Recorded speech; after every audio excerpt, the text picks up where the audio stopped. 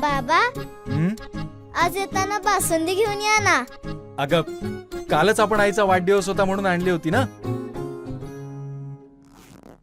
ऐकलं, गोकुळची बासुंदी पुन्हा खावीशी वाटतेय.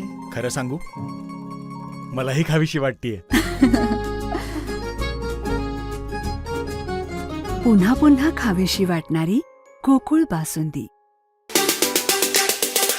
मुळात कसं आहे की आत्ताच 5 राज्यांच्या निवडणुका झाल्या आणि त्या निवडणूक प्रचार चालू असताना सातत्याने हे सांगण्यात आलं की कुठेही काही प्रॉब्लेम नाहीये.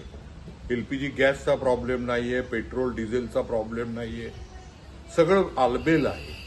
निवडणुकांचे निकाल आले आणि काल हैदराबादमध्ये बोलताना माननीय पंतप्रधान हे सांगायला लागले की 1 वर्ष सोनं खरेदी करू नका, कुठेही लांबचा प्रवास करू नका, विदेश प्रवास टाळा.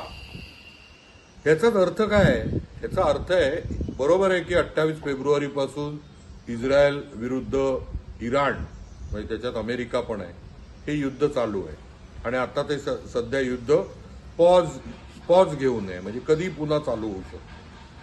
पण मग यातून काय लक्षात येतं की या देशाची अर्थव्यवस्था ही डबघाईला आलेली आहे आणि ती होतीच, म्हणजे युद्धाच्या अगोदर पण होती. का?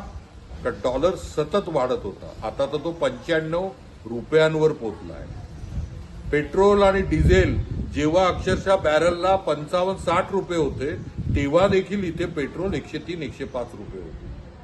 आज सोनं विकत घेऊ नका हे सांगताना सगळे जे सोन्याचे, म्हणजे जे सोनार कम्युनिटी आहे, ज्वेलर कम्युनिटी आहे, त्यांचं काय होणार? त्यांच्याकडे असलेले सामान्य कारागीर आहेत, कामगार आहेत, म्हणजे लाखो रोजगार या देशातले गायब होणार.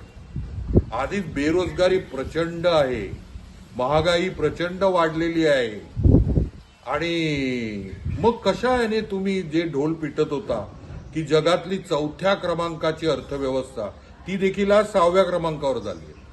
म्हणजे आपण पुन्हा खाली घसरलेलो आहोत. डॉलर अभूतपूर्व, एकेकाळी हेच पंतप्रधान 2013 मध्ये म्हणत होते, जेव्हा डॉलर 60 रुपये डॉलर झालेला, तेव्हा पंतप्रधान साहेब सतत म्हणत होते, जेव्हा ते पंतप्रधान नव्हते तेव्हा म्हणत होते की देशाची जी पत आहे, जी अवकात आहे, जी देशाची पातळी आहे, ती कशी घसरते आणि कसं अपमानास्पद आहे. मग आज काय?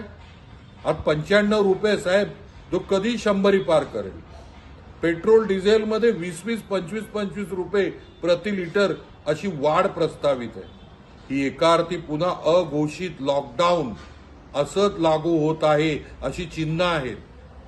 यातून एक गोष्ट मी तुम्हाला सांगतो, गेल्या एप्रिल महिन्याच्या पहिल्या 15 दिवसात अशी बातमी आहे जी मेनस्ट्रीम मीडियाने दाबून ठेवलेली आहे की जवळपास 61,000 कोटी रुपये बँकेतून विड्रॉ करण्यात आले.